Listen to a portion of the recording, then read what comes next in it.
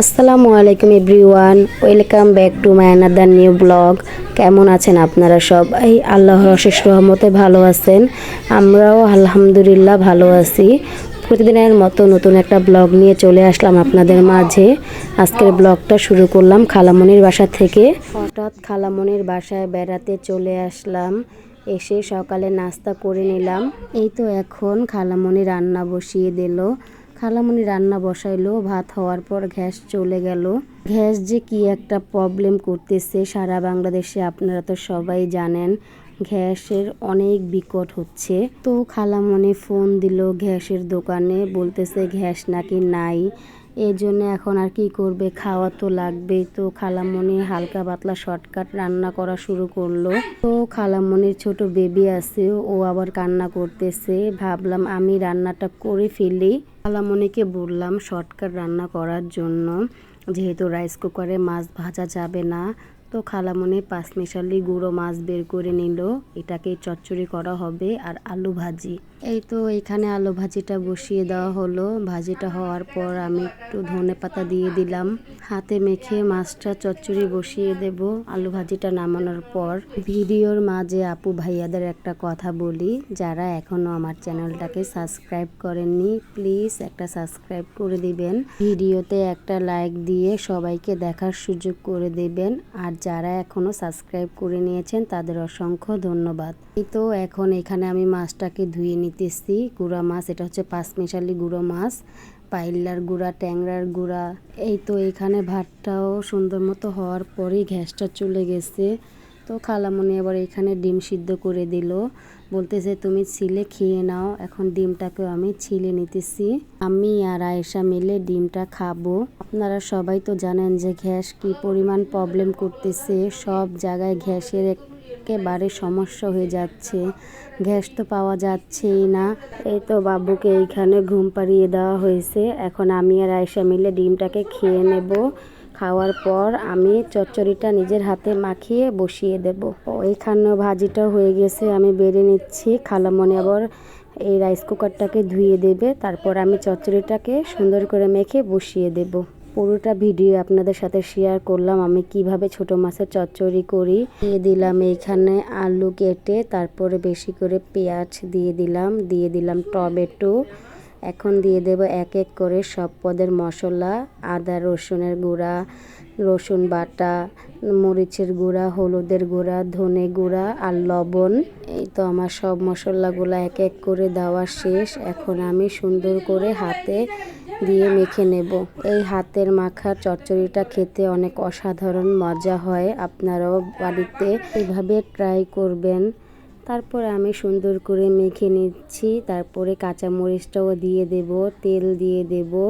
তারপরে গুঁড়া মাছটা দিয়ে আলতো হাতে মেখে আমি রাইস কুকারে হাতে পানি ধুয়ে বসিয়ে দেব। মাশাআল্লাহ, তরকারিটা অনেক মজা হয়েছে। খালামণি খেয়ে বলছে যে অনেক স্বাদ হয়েছে তরকারিটা। এই তো দেখতে পারতেছেন আমি এক এক করে সব কিছু দিয়ে দিলাম। গ্যাস না থাকলে বোঝা যায় যে গ্যাস যে আমাদের কত একটা প্রয়োজনীয় জিনিস, যেটা দিয়ে আমরা রান্না করেই খাই। এটা তো অনেক আমাদের প্রয়োজনীয়। তাড়াতাড়ি করে রান্নাটা কমপ্লিট করতেছি, কারণ আজকে আমরা সবাই মিলে যাব মেলাতে। আমাদের এইখানে সিকশন মেলা বসে রনি মার্কেটের ওইখানে। তো খালামণি বলতেছে এখানে মঙ্গলী মেলা বলে এটাকে। তো সবাই মিলে যাওয়ার জন্য আমরা আজকে প্ল্যান করা হয়েছে।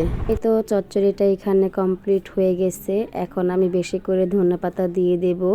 শীতকালে ধনেপাতাটা একটু বেশি করে না দিলে ভালো লাগে না। এখন তরকারিটা আমি সুন্দর করে বেড়ে নেব। তারপরে খাওয়া দাওয়া কমপ্লিট করে আমরা সবাই মিলে মেলায় চলে যাব। এই তো আমাদের তরকারির ফাইনাল লুক। কেমন হয়েছে কমেন্টে জানাবেন। একটু ঝাল ঝাল করে রান্না করা হয়েছে। এই তো আলু ভাজি। এখন আমরা দুপুরের খাওয়াটা কমপ্লিট করব। আমি ভাত নিয়ে নিলাম প্লেটে, আর 2 পদের তরকারি ভাজি নিয়ে নিলাম। এখন আমি খেয়ে নেব। আমরা এখানে খাওয়া দাওয়া করতেছি, আর চলে আসলো আমার আরেক খালামণি, আবদুল্লাপুর যে খালামণি থাকে সেই খালামণি। উনিও চলে আসলো। উনিও মেলায় যাবে আজকে, এই জন্য সবাই মিলে একসাথে যাব। বলতে বলতে আমরা সবাই রেডি হয়ে নিলাম। ওই তো আমার খালামণি, মেজো খালামণি, ছোট খালামণি সবাই একসাথে যাব।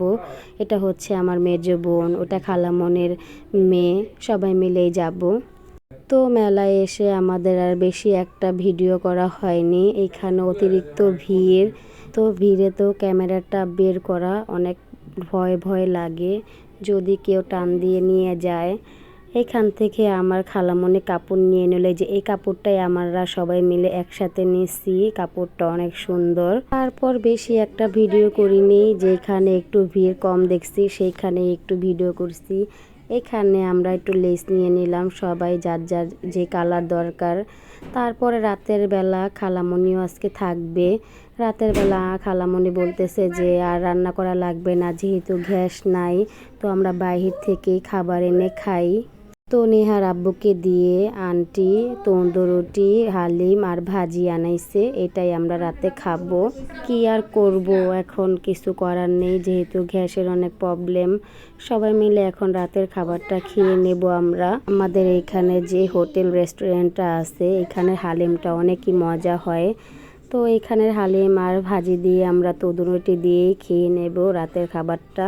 খালামণি ওনার বাবুকে নিয়ে খাচ্ছে, ওকে শোয়ালে ও কান্না করে, এই জন্য ওকে কোলে নিয়ে খালামণি খাচ্ছে। ওই তো এখানে নেহার আব্বু খাইতেছে, এখানে আমরা সবাই মিলে একসাথে খাচ্ছি। তারপর খালামণি বলতেছে খাওয়া দাওয়া শেষ করার পর তোমরা দুধ খাও। এখানে আমিও দুধ গুলে নিলাম, আয়েশা, আনহা আর আমার জন্য, তিনজনই খাবো আমরা, যেহেতু আর কেউ খাবে না।